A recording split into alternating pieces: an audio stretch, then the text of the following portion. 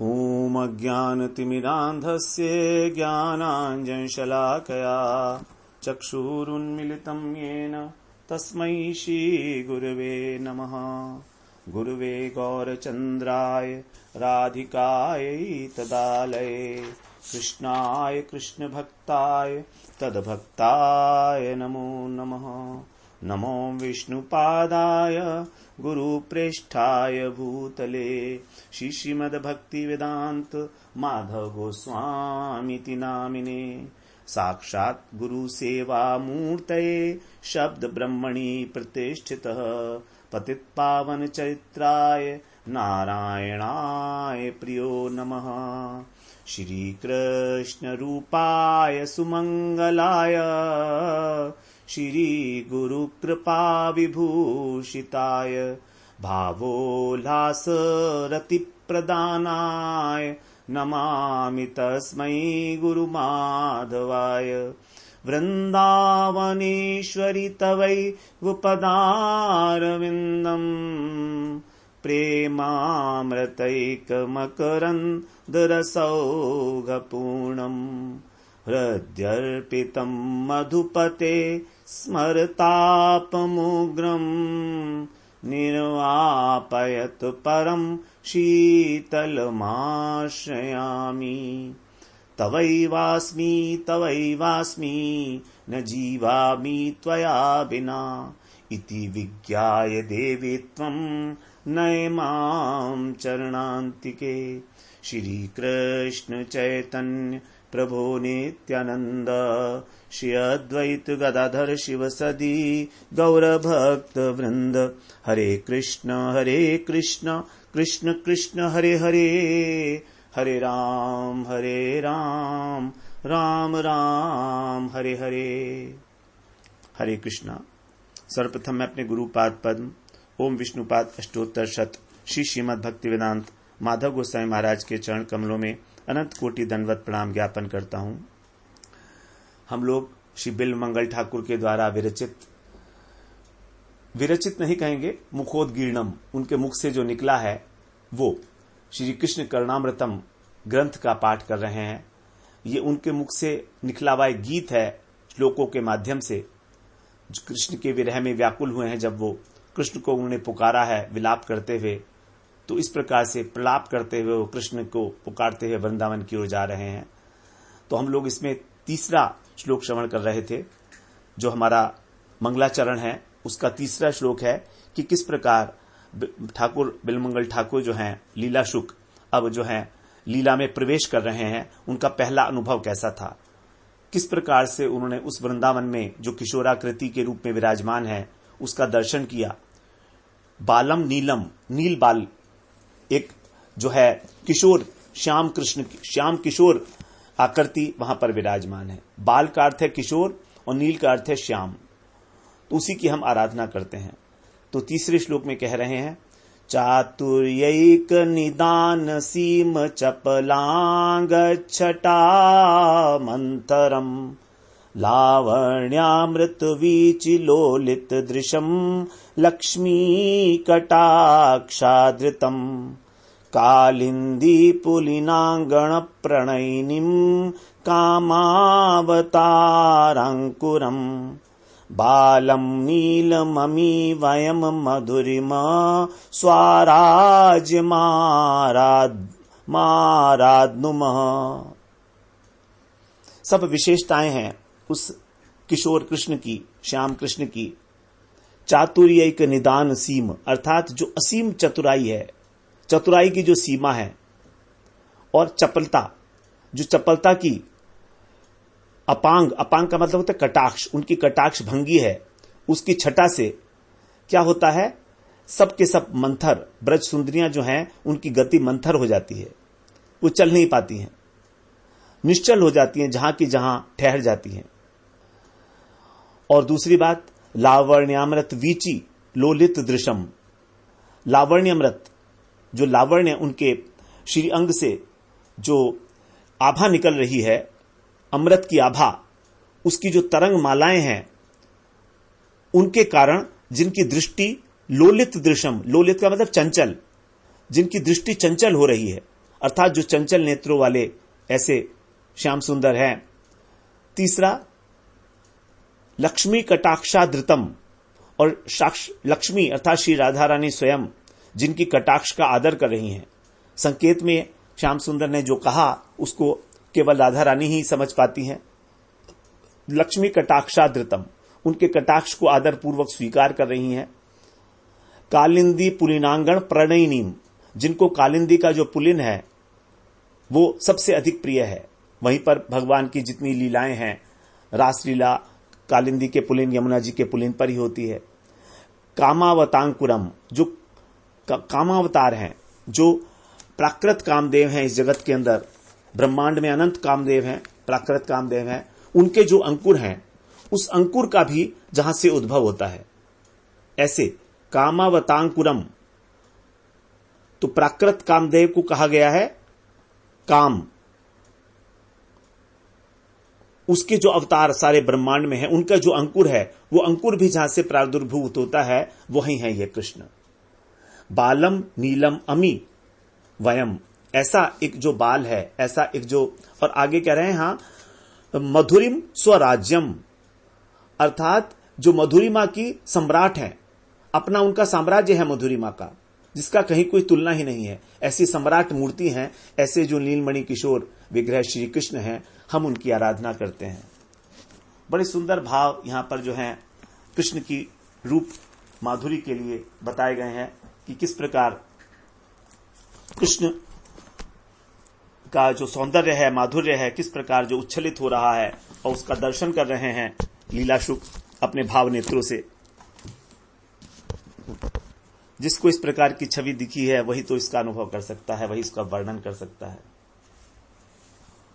तो हम लोग श्रवण कर रहे हैं, इसके कुछ पदों की व्याख्या हम लोग श्रवण कर रहे हैं। किस किस प्रकार से चतुराई की सीमा है, किस प्रकार से लावण्यामृत वीची, जो लावण्य की लहरियां हैं, उसके कारण उनके जो नेत्र कमल हैं वो अत्यंत चंचल हो रहे हैं, संकेत कर रहे हैं वो कटाक्ष से, जिसको राधा रानी ही समझती हैं। और लक्ष्मी कटाक्षादृतम, किस प्रकार से जो है लक्ष्मी अर्थात राधा रानी उसको स्वीकार करती हैं, उनके कटाक्ष को। सब लक्ष्मी स्वरूपा श्री राधा रानी हैं। चैतन्य चरितामृत में कहा गया है, देवी कृष्णमयी प्रोक्ता राधिका पर देवता, सर्व लक्ष्मीमयी सर्व कांति सम्मोहिनी परा। गौतमीय तंत्र में लक्ष्मी जी राधा रानी का ये बड़ा एक तात्विक विवेचन करते हुए श्लोक आया है कि वो क्या है। भगवान कृष्ण की जो मूल शक्ति है, आह्लादनी शक्ति है, वही है श्री राधा, वही आद्या प्रकृति हैं, नित्या हैं। लक्ष्मी दुर्गा इत्यादि जितनी हैं सब उनकी अंश हैं। जैसे कृष्ण अवतारी पुरुष हैं और नारायण राम नरसिंह इत्यादि सब उनके अंश हैं, उसी प्रकार से यहां पर जो लक्ष्मी का अर्थ है वो है श्री राधा। तो कृष्ण जिस प्रकार से तुरीय तत्व हैं, सभी कारणों के कारण हैं, सर्व कारण कारणम, उसी प्रकार से राधा रानी भी पराशक्ति होकर सर्व कारण कारण स्वरूपा है। तापनी उपनिषद के अंदर उनको आद्या शक्ति के रूप में निरूपित किया गया है, और गौतमी तंत्र में कह रहे हैं कि वो कृष्णमयी प्रोक्ता राधिका पर देवता सर्व लक्ष्मीमयी, अर्थात जितनी भी लक्ष्मियां हैं वो सब उनकी अंश स्वरूपा हैं। और वो कैसी हैं? स्वयं कृष्ण प्रेममयी, प्रेम के अंदर कृष्णमयी है। केवल कृष्ण ही कृष्ण है, दो ही, वास्तव में दो ही स्वरूप हैं, लेकिन तत्व एक ही है।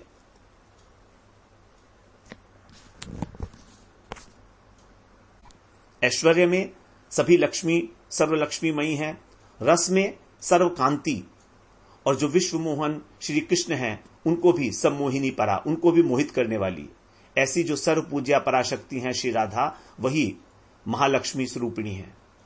उनके कटाक्ष से श्री कृष्ण जो हैं आदृत हुए हैं, अर्थात राधा रानी ने अपनी दृष्टि के द्वारा उनके कटाक्ष को स्वीकार किया, उसको प्रगाढ़ आदर देकर उसको स्वीकार किया, और उसको आदर देते हुए ही भगवान रासलीला के समय राधा जी के साथ अंतर्धान हो जाते हैं। अनयाराधितो नूनम भगवान हरि ईश्वर है। यन्नो विहाय गोविंद प्रीतो यामन यद्रह। सुखदेव जी जिसे कह रहे हैं, यही है आदर। ब्रह्म संहिता में भी आया है, लक्ष्मी सहस्त्र शत संभ्रम सेवे मानम। जो शत कोटि ब्रज गोपियां हैं, बड़े संकोच के साथ जिनकी सेवा करती हैं, ऐसी जो श्री राधा रानी है। अथवा श्री कांता कांत परम पुरुष, जो परम पुरुष कृष्ण हैं, उनकी जो कांता हैं, श्री स्वरूपिणी लक्ष्मी स्वरूपिणी जो कांता हैं, वो राधा रानी। तो राधा रानी अपनी अपांग छटा से, अपांग कहते हैं नेत्रों की कोर से, अप अंग कोर से, बिल्कुल कोने से, चंचल नयन जो उनके कुटिल कटाक्ष हैं, उससे उनको आदर पूर्वक स्वीकार करती हैं और स्वीकार करते करते ही कृष्ण जो है स्तंभित हो जाते हैं, किसी भी प्रकार का लीला संपादन करने में अशक्त हो जाते हैं।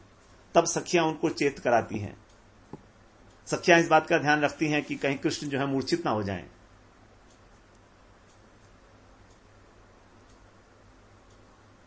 अब आगे कह रहे हैं कालिंद, कालिंदी तनिया। जो कालिंद है, कलिंद तनिया यमुना जी हैं, उसका पुलिन अत्यंत प्रिय है कृष्ण को। कालिंदी पुलिनांगन प्रणयनम, सबसे प्रेम, सबसे प्रिय क्या है? कालिंदी का जो यमुना जी का विस्तृत प्रांगण है, जहां पर नित्य रास विलास होता है, जहां की जो कोमल बालुकामयी तट भूमि है, वही उनका प्रिय स्थान है। यमुना जी का न्याय में कालिंदी है, क्योंकि वो कलिंद पर्वत की कन्या है। अथवा जो कली का प्रभाव है, कल है, उसका खंडन करने वाली है। कलिम द्यति खंडयतीति इति कालिंदी। यमुना जी जो हम लोग कलिकाल में इस कलयुग के धर्म से, कलह से प्रभावित हैं, उसका खंडन करने वाली हैं। कृष्ण रूपिणी है, कृष्ण प्रेम प्रदान करने वाली हैं, इसलिए उनको कहा गया है वो कालिंदी। और कलिंद की कन्या तो है ही।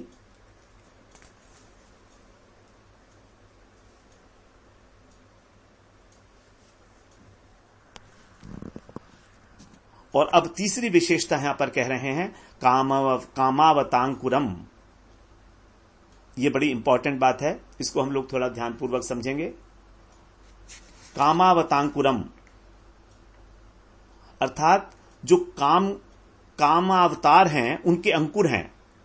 अर्थात काम अवतार का जो प्राकट्य है वो इनसे होता है। तो काम के अवतार अर्थात प्रकट होने का जो उद्गम स्थान है, वैष्णव शास्त्रों में बताया गया है कि जितने भी ब्रह्मांड हैं, अनंत ब्रह्मांड हैं, उन सब ब्रह्मांड में ब्रह्मा, विष्णु, महेश, इंद्र, सूर्य सब पृथक पृथक हैं। प्रत्येक ब्रह्मांड की देवमंडली में एक कामदेव भी आता है। इसी का नाम है कामावतार, अर्थात कामदेव का एक अवतार जो इस ब्रह्मांड में, त्रिगुणात्मक ब्रह्मांड में एक देवता के रूप में है। और ऐसे ऐसे अनंत अवतार जो हैं वो कामदेव के हैं। ये सब प्राकृत हैं, त्रिगुणात्मक हैं। जो जगत में हम जड़ स्त्री पुरुष हैं, उन्हीं के अंदर ये लोग आकर्षण उत्पन्न कराने में समर्थ है। कामदेव, प्राकृत कामदेव, चिन्मय राज्य में इसका प्रवेश भी नहीं है।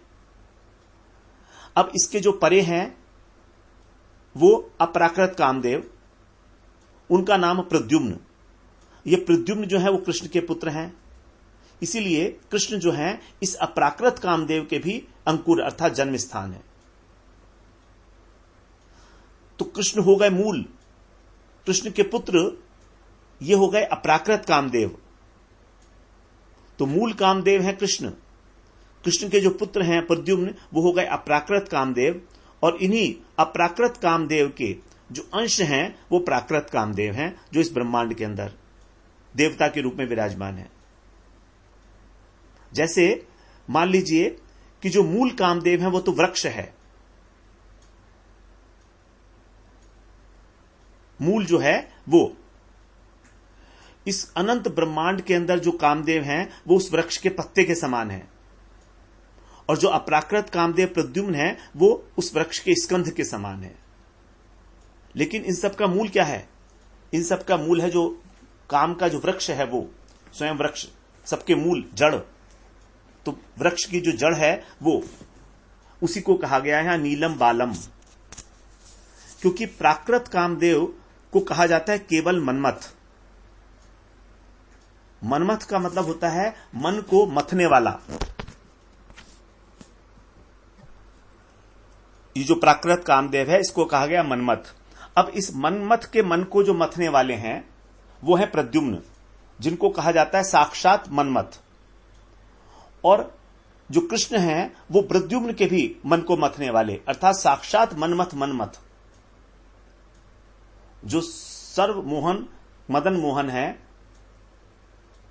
जिनकी काम बीज और काम गायत्री के द्वारा आराधना की जाती है, वही है साक्षात मनमथ मनमथ। अब प्राकृत कामदेव के भी जो मूल हैं उनको कहा गया है।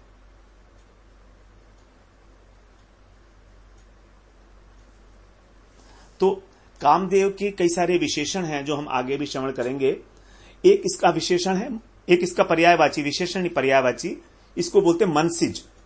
एक होता है कामदेव और एक होता है अनंग। तीन प्रकार से इसको संबोधित किया गया है। इसका हम अर्थ समझ लें एक बार क्या है।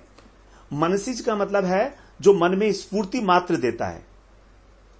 जब मन में स्फूर्ति होती है उसको बोलते हैं मनसिज। ये भी एक कामदेव का रूप है। कामदेव किसको कहते हैं? जो अनुभव रूप से चेष्टाओं में प्रकट हो रहा है। स्फूर्ति हुई मन में, बस केवल इतना है तो मनसिज है, अभी चेष्टाएं नहीं हुई। लेकिन यदि चेष्टाएं होती हैं तब फिर अनुभव के रूप में, चेष्टा के रूप में प्रकट हो रहा है, उसको बोलेंगे कामदेव। और अनंग का अर्थ है कि अंग अंग, रोम रोम जब अपने प्यारे से मिलने के लिए व्याकुल हो जाए तब उसको बोलते हैं अनंग। क्योंकि कामदेव को भस्म कर दिया था शिवजी ने, इसीलिए उसकी जो पत्नी है जब रोती हुई शिवजी के पास गई थी तब शिवजी ने कहा था ठीक है अब तुम्हारा पति जो है उसका कोई रूप नहीं होगा, वो बिना किसी अंग के अपना कार्य करेगा। इसीलिए तो कामदेव बहुत डेंजरस हो गया। पहले उसके अंग थे, दिखता था, अब वो दिखता नहीं है। अर्थात हमारे मन में कब काम प्रवेश कर जाए हमें पता भी नहीं लगता और अंग अंग में व्याप्त हो जाता है, उसी को बोलते हैं अनंग। जो अंग अंग में व्याप्त हो जाता है, अपने प्यारे से मिलने के लिए हमको बेचैन कर देता है, व्याकुल कर देता है, वो है अनंग। और जब केवल चेष्टाओं के द्वारा प्रकट होता है उसको बोलते हैं काम। और जो केवल मन में स्फूर्ति मात्र है उसको बोलेंगे है मनसिज। इसलिए यहां पर अब कृष्ण के लिए संबोधन आया कामावतांकुरम। गोपियों का जो प्रेम है उसको काम के नाम से अभिनीत किया गया है, लेकिन जो इनका प्रेम है, कृष्ण विषयक प्रेम है, यह अति दुर्लभ प्रेम है। यद्यपि और कोई शब्द ना होने के कारण इसको काम के द्वारा ही जो है बताया गया है, लेकिन ये कोई साधारण काम नहीं है। गोपी गणेर प्रेम रूढ़ महाभाव नाम, विशुद्ध निर्मल प्रेम कभू नहीं काम। ये विशुद्ध निर्मल प्रेम है जिसको, ये काम नहीं है संसार का काम। ये प्रेम की जो महारूढ़ अवस्था है, महाभाव अवस्था है, उसका नाम है। कामेर तात्पर्य निज संभोग केवल, कृष्ण सुख तात्पर्य है प्रेम महाबल। साधारण रूप से हम काम का अर्थ लेते हैं अपनी इंद्रियों की तुष्टि करना, आत्मेंद्रिय प्रीति इच्छा तारे बलि काम, और कृष्णेंद्रिय प्रीति इच्छा धरे प्रेम नाम। कृष्ण की इंद्रियों को तृप्त करना, प्रसन्न करना, उसी का नाम है काम है। इसीलिए जब कृष्ण सुख तात्पर्य हो जाता है तब ये प्रेम महाबल हो जाता है। अतएव काम प्रेम बहुत अंतर, काम अंधतम प्रेम निर्मल भास्कर। काम तो बिल्कुल अंधा है, अंधकार है, और प्रेम एकदम स्वच्छ सूर्य की भांति है। अतएव गोपी गणे नाही काम गंध, कृष्ण सुख लागी मात्र कृष्ण से संबंध। इसलिए गोपियों के अंदर स्वसुख वांछा लेश मात्र भी नहीं है, केवल कृष्ण सुख के लिए ही उनका कृष्ण से संबंध है। तो इस गोपियों का जो कृष्ण विषयक प्रेम है उसको ही यहां पर काम शब्द कह दिया गया है। रूप गोस्वामी पाद कहते हैं कि यहां पर काम शब्द क्यों कहा गया। आसाम प्रेम विशेषोयम प्राप्त कामपि माधुनीम क्रीडा निदानत्वात् काम इति उच्यते बुधई। जो बुद्धिमान लोग हैं, गोपियों के इस प्रेम को काम क्यों कहा? तो यहां पर कह रहे हैं वो कि जो ब्रज गोपियों का प्रेम विशेष है, इसने एक अनिर्वचनीय माधुरी को प्राप्त किया है। आसाम प्रेम विशेष एवं प्राप्त है काम अपनी माधुरी, एक अनिर्वचनीय कोई एक माधुरी है जिसको इसने प्राप्त किया है, जिसका वर्णन नहीं किया जा सकता। और वही तत्रत क्रीड़ा निदानत्वात्, उसी के कारण जो है भगवान के साथ उनकी क्रीड़ा हो रही है। इसलिए पंडित लोग इस विशेष प्रेम को काम कहकर अभिहित करते हैं। तो यहां पर आत्मेंद्रिय सुख वासना का आत्यंतिक अभाव है। सहजेर गोपीर प्रेम नहीं प्राकृत प्रेम, जो उनका प्रेम है सहज प्रेम, वो प्राकृत काम नहीं है। तो काम शब्द का अर्थ है गोपिकाओं का प्रेम, शुद्ध प्रेम। और जिस अवतार में इस प्रेम का प्राकट्य होता है वही है नव किशोर ब्रजेंद्र नंदन कामावतांकुरम। गोपियों का दर्शन करने से श्री कृष्ण के अंदर सारे भाव उत्पन्न हो जाते हैं। अब आगे कह रहे हैं कृष्ण के सब प्रकार का जो माधुर्य है उसका यहां वर्णन कर दिया गया एक एक करके। चतुरता की सीमा है, उनकी जो लोचन है वो अत्यंत चपल हैं, कटाक्ष लावण्यामृत की लहरी के कारण उनके नेत्र जो है चंचल हो रहे हैं। राधा रानी स्वयं अपने कटाक्ष से उनकी चितवन का आदर करते हुए स्वीकार कर रही हैं उनकी बात को, संकेत को।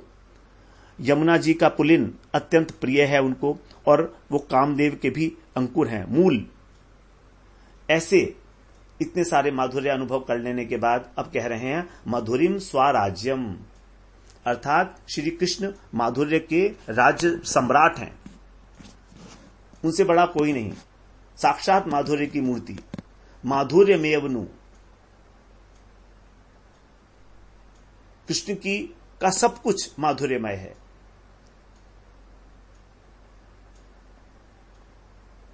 प्रत्येक इंद्रिय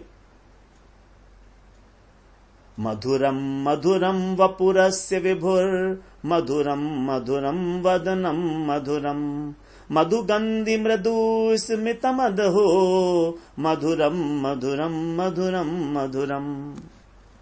92वां श्लोक है, हम लोग पहले भी श्रवण कराए हैं। क्या क्या कहें, कितना कहें, उनका शरीर मधुर मधुर, उनका जो वपु है, और उस श्री विग्रह से भी मधुर उनका मुख, इसलिए उसको बोल दिया 3 बार मधुरम मधुरम मधुरम। और जो उनका स्मित हास्य है होठों के ऊपर, स्मित हास्य, मृदु हास्य, वो कैसा है?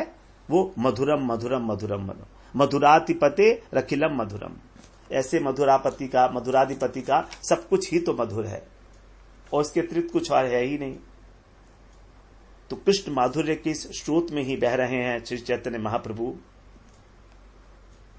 और इस प्रकार से सनातन गोस्वामी पाद पढ़ते हैं, एक पद कहते हैं, महाप्रभु एक पद सुनाते हैं, सनातन कृष्ण माधुर्य अमृत सिंधु मोर मन सन्निपाती सब पीते करी मती दुर्दैव वैद्य नादेय एक बिंदु कृष्णांग लावण्य पूर मधुर हैते समुधुर।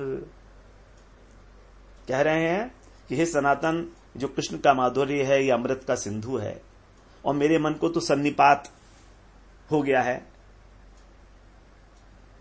मुझे समझ में नहीं आ रहा है, मुझे उस माधुर्य का आस्वादन नहीं हो रहा है। मेरा दुर्दैव है, मेरा दुर्भाग्य है।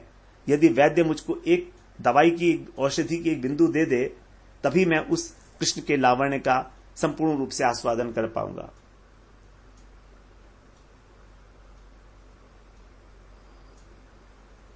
तो यहां पर लीला शुक जो हैं राधा जी की अनुगता सखी के रूप में कृष्ण माधुर्य का आस्वादन कर रहे हैं, स्वतंत्र भाव से नहीं कर रहे हैं। अब लीला शुक की बाहरी अवस्था का वर्णन करते हुए जो है कह रहे हैं कविराज गोस्वामी पाद कि वृंदावन की जिस वस्तु की बात की गई थी दूसरे श्लोक में, वो केवल वृंदावन में ही विराजती है, सो नहीं। हम यहां आकर भी उसकी आराधना करते हैं।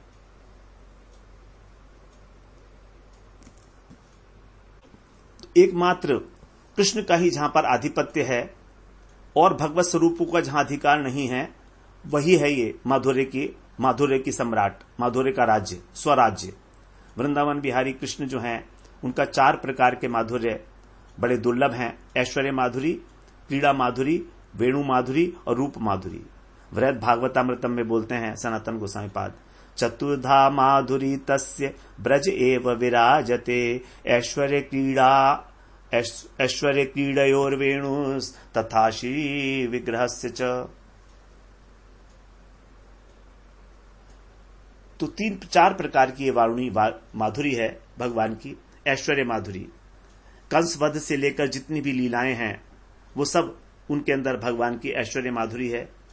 खेल खेल में ही भगवान ने सभी असुरों का वध कर दिया। लीला करते हुए उन्होंने किसी प्रकार का कोई सुदर्शन चक्र का प्रयोग नहीं किया, किसी हथियार का प्रयोग नहीं किया, नरवत लीला का अतिक्रमण नहीं किया।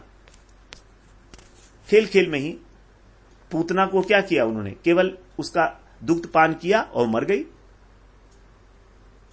तृणावर्त का गला पकड़ लिया था उन्होंने, क्योंकि वो ऊपर लेकर उड़ गया था उनको। अब वो गला पकड़ने से उसका गला घुट गया, तो भगवान का क्या दोष इसमें। कंस को उन्होंने पाल पकड़ के खींचा, अब वो नीचे गिर गया और मर गया, तो भगवान का क्या दोष है। तो सब कुछ भगवान ने ऐसे किया जैसे साधारण लीला है, एक खिलौने की तरह से क्रीड़ा करते हुए। यही है ऐश्वर्य। इतना बड़ा ऐश्वर्य कि बिना किसी अस्त्र को धारण किए खेल खेल में इतने बड़े बड़े भयंकर असुरों को मारना, यह ऐश्वर्य की पराकाष्ठा है। तो कृष्ण लीला में जितना ऐश्वर्य प्रकाशित हुआ है उतना भी कहीं और नहीं। फिर क्रीड़ा माधुरी, यहां पर कृष्ण जो है भगवान तो है नहीं, गोपाल, कन्हैया, सखा, लाल, रमण, या तो गोप गोपियों में छोटे हैं या समान हैं, बड़े तो हैं ही नहीं। किसी भी लीला में बड़े नहीं है कृष्ण। इसीलिए यहां पर कह रहे हैं बालम नीलम। बिना किसी अस्त्र के ही क्रीड़ा के अंदर ही सबको मार दिया। गहत नहीं अस्त्र हाथ, लेत नहीं सेना साथ, चिंता नहीं काहू बात, खेल मन भायो है, हाथ लात घात सुही, खेलत अरुखात में, नाचत नचात में, कारामात दिख रायो है। पै ईश ईश कहे के शीश हु नायो को, लाल लाल कही गोपी ग्वाल उर लायो है, ईशता खटाई सो ब्रजरस बचाए प्रेम, गोकुल के पैंडो करी न्यारो दिख रायो है। यही है कृष्ण की प्रेमाधीनता। खेल खेल में ही यह है क्रीड़ा माधुरी। फिर वेणु माधुरी जो जगत प्रसिद्ध है ही। जैसी वेणु भगवान ने बजाई वैसा वेणुनाद तो कभी हुआ ही नहीं। हमारो मुरली वारो श्याम, बिन मुरली वनमाल चंद्रिका, नहीं पहचानत नाम, गोप रूप वृंदावन वासी, ब्रजजन पूरत काम, याही सो हित चित नित बाड़ो, दिन दिन पल छिन याम, नंदीश्वर बरसानो गोकुल, गोवर्धन विश्राम, नागरिदास द्वारिका मथुरा, इनसो कैसो काम। ये सब बड़ी अच्छी जगह हैं, ब्रजमंडल में हैं, लेकिन हमारा क्या काम। हमारे तो केवल मुरली वाले श्याम, हमारो तो मुरली वारो श्याम। वेणुनाद वेणुगीत में हम लोग 21वें अध्याय में श्रवण कराए, भागवत में श्रवण करेंगे किस प्रकार भगवान का वेणुनाद हुआ है। रूप माधुरी, ये तो इसी ग्रंथ में हम लोग श्रवण कर रहे हैं। त्रिभुवन सुंदर, जगत मोहन, माधुर्य के परिपाक, और आगे तो शपथ पूर्वक कहेंगे कि इनसे अधिक कोई सुंदर है ही नहीं। त्रिलोकी के स्त्री पुरुषों को मोहित कर लेना यह कोई कसौटी नहीं है। पशु पक्षी को मोहित कर लेना, वृक्ष लताओं इत्यादि को मोहित करना, यह भी सौंदर्य की कसौटी नहीं कही जा सकती। आत्माराम मुनियों के चित्त को हरण करने का यह भी असाधारण बात नहीं है। यद्यपि कृष्ण में ये सब गुण हैं, लेकिन त्रिभुवन मोहन रूप जो है भगवान का, वो तो वही कहा जाएगा जो त्रिलोकीनाथ को भी मोहित कर ले। अर्थात जगत में जितनी भी जड़ चेतन, स्थावर जंगम, छोटे बड़े जो कुछ भी हैं, उन सबको आकर्षित करते हुए एक ऐसा रूप हो जो उनको अपने को भी आकर्षित कर दे, अपने को भी। यही तभी तो भगवान की इच्छा पैदा हुई कि मेरी मधुरिमा कैसी है। कृष्ण लीला में भगवान की ये इच्छा पैदा हुई, 3 इच्छाएं, कि राधा जी को जिस सुख का आस्वादन, राधा जी के प्रेम की महिमा क्या है, नंबर 1। नंबर 2, मेरी मधुरिमा कैसी है। राधा जी मुझे देखकर इतना विभोर हो जाती हैं तो मैं कितना सुंदर हूं। और नंबर 3, मेरी मधुरिमा का आस्वादन करके राधा रानी को किस प्रकार के सुख की प्राप्ति होती है। इन तीनों का ही पूरा करने के लिए कृष्ण जो हैं राधा रानी का भाव और अंग कांति लेकर महाप्रभु के रूप में अवतीर्ण होते हैं। तो जो मधुरिमा की भी पराकाष्ठा है, परम पदम भूषण भूषणांगम, जो आभूषणों को भी भूषण कर देने वाला स्वरूप है भगवान का, ऐसा दिव्य स्वरूप जो सम्राट की भांति जो है विराजमान है, परिपूर्णतम स्वरूप। क्योंकि कृष्ण मथुरा में पूर्णतर हैं, द्वारका में पूर्ण हैं, लेकिन वृंदावन में पूर्णतम है। उसी को यहां पर बताया स्व मधुरिम स्वराज्यम के द्वारा, कि एक तो वो पूर्णतम है, नंबर 1। नंबर 2, मधुर श्रृंगार रस का जो दान है वो भी इसी राज्य से होगा, इसी राज्य की जो सरकार है, क्योंकि जिसके पास जो है वो वही तो देगा ना। तो ऐश्वर्य के जो और धाम है, वैकुंठ इत्यादि, द्वारका इत्यादि, वहां पर ये प्राप्त नहीं हो सकता। श्याम जिसका रंग है, ऐसा श्रृंगार रस, ऐसा मधुर रस, केवल आनंद को दान करने वाला केवल ये ब्रज में ही उपलब्ध है, कृष्ण प्रेम को दान करने वाला,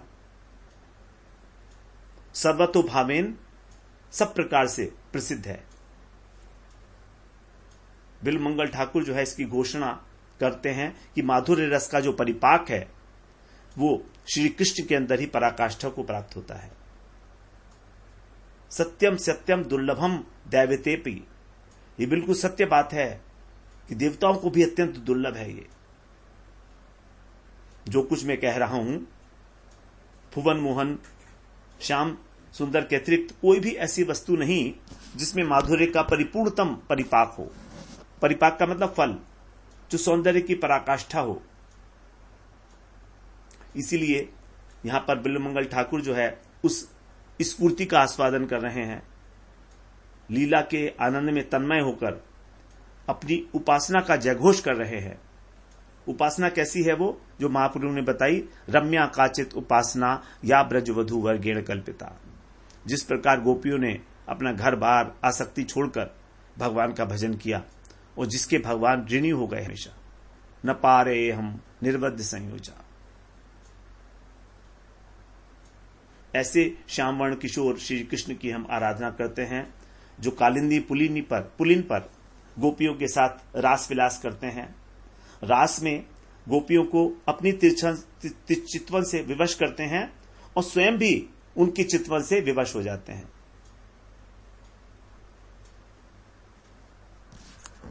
यस्या कटाक्ष शरपात विमूर्छितस्य, राधा रानी के शर रूपी बाण से, कटाक्ष रूपी बाण से, विमूर्छितस्य, उनकी जो बांसुरी है वो हट जाती है, पीतांबर खिसक जाता है। ऐसा है स्वामिनी का कटाक्ष, तो वो उनको विवश कर देता है। और जो चतुराई की, वैदग्धि की परम अवधि हैं, जिनके नेत्र अपने ही लावण्य अमृत के सिंधु में अत्यंत चंचल हैं, किलोल कर रहे हैं, अथवा गोपियों का जो लावण्य अमृत है उसके सिंधु में किलोल कर रहे हैं, अर्थात वो गोपियों का दर्शन कर रहे हैं और जिनका श्री राधा रानी अपनी आदर से, अपनी दृष्टि से आदर कर रही हैं, मानो उनकी निराजन कर रही हैं, उनके चरण कमलों की। और जो अपराकृत नवीन मदन मोहन है और जो माधुर्य के, स्वराज्य के स्वयं सिद्ध चक्रवर्ती सम्राट हैं, ऐसे श्री कृष्ण का हम लोग भजन करते हैं। ऐसे जो साक्षात मनमथ अर्थात प्रद्युम्न के मन को भी मथने वाले, अर्थात उसके भी अंकुर हैं, ऐसे कृष्ण साक्षात मनमथ मनमथ, प्राकृत कामदेव नहीं, अपराकृत कामदेव प्रद्युम्न भी नहीं, बल्कि उनके भी जो अंकुर हैं, क्योंकि प्रद्युम्न जो है भगवान के पुत्र हैं। जो प्राकृत कामदेव है वो तो प्रद्युम्न के ही कुछ शक्ति का आवेश पाकर इस विश्व को विमुक्त करता है। अपराकृत विश्वों में उसकी गति नहीं है। लेकिन यहां पर जो अपराकृत कामदेव प्रद्युम्न है उनको भी मथने वाले, वृंदावन पुरंदर मदन गोपाल रास विलासी साक्षात ब्रजेंद्र कुमार, श्री राधा ललिता संगे रास विलास मनमथ मनमथ रूपे जहार प्रकाश। जिनका जो प्रकाश है मनमथ के मनमथ को भी मथने वाला, ऐसे कृष्ण जिनकी काम गायत्री काम बीज के द्वारा ही ध्यान किया जाता है, उनकी उपासना की जाती है, जो कोटि मदन विमोहन हैं, अशेष चित्ताकर्षक हैं, सहज माधुर्य और लावण्य के सुधा सागर हैं, महानुभाव इस प्रकार ही उनका अनुभव करते हैं और जो वृंदावन में नित्य विराजमान है, सभी अवतारों के बीज, सभी माधुर्यों के निदान, निदान का मतलब भंडार। इसीलिए कहा है शास्त्रकारों ने कि इसी रासलीला जयत्येषा यया संजुते निशम हरिर विदधत भेरिया राधा सौभाग्य दुंदुभी। रासलीला की जय हो, क्योंकि इस रासलीला के द्वारा ही श्याम सुंदर की जो विदग्धता रूपी भेरी है, विदग्धता उनकी जो चतुराई है, उसका जयघोष रासलीला के द्वारा किया गया है। और राधा की जो सौभाग्य की दुंदुभी है, उसका जो जयघोष है सौभाग्य का, वो जो कानों को अत्यंत आनंद देने वाला है, ऐसी तुमुल ध्वनि निनादित होती है। तो ऐसे रसमय और आनंदमय, ऐसे विदग्ध सुंदर नव किशोर श्याम सुंदर की सेवा करने की साध किस भक्त में नहीं होगी। यही कारण है कि कृष्ण के विषय में इतना कुछ यहां पर बताया गया, क्योंकि और कोई ऐसी वस्तु है ही नहीं जहां पर सौंदर्य की इतनी पराकाष्ठा हो, कहीं भी नहीं है।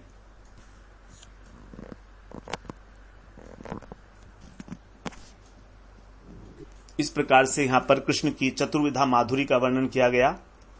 ऐश्वर्य माधुरी, क्रीड़ा माधुरी, वेणु माधुरी और रूप माधुरी।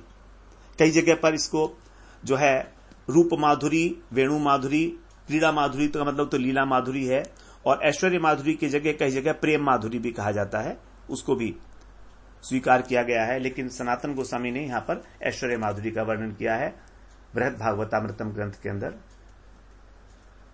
4 प्रकार की माधुरी का आस्वादन करते हुए भगवान की और लीला शुक अब जो है आगे चौथे श्लोक में प्रवेश करेंगे, जहां से हमारा फिर दूसरा प्रकरण आरंभ होगा, स्फूर्ति प्रार्थना, अर्थात किस प्रकार वो प्रार्थना करते हैं। 18 श्लोकों के अंदर चौथे श्लोक से लेकर 21वें श्लोक तक उनकी ये जो है स्फूर्ति होगी, उनके अंदर वो प्रार्थना अपनी भगवान को जो है निवेदन करेंगे। उसका हम लोग अगले सत्र में चौथे श्लोक में प्रवेश करते हैं। वांछा कल्पतरुभ्यश्च कृपा सिंधुभ्य एव च पतितानां पावनेभ्यो वैष्णवेभ्यो नमो नमः।